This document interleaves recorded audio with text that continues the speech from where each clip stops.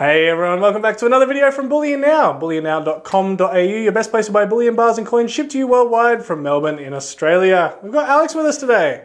We do, and we have a new release for you in the form of a rectangular Perth Mint dragon. Now, we're showing you the obverse of this with the Prince Charles on the back, or King Charles I should say.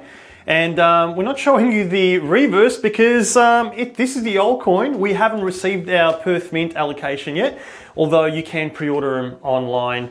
And it does feature the new 2025 design, which is obviously different from this one. I'll show that up on screen now so people can have a look at what that'll look like. I think we're looking at getting them in at the end of this week. That's right. And what do you think about the design, Rubes?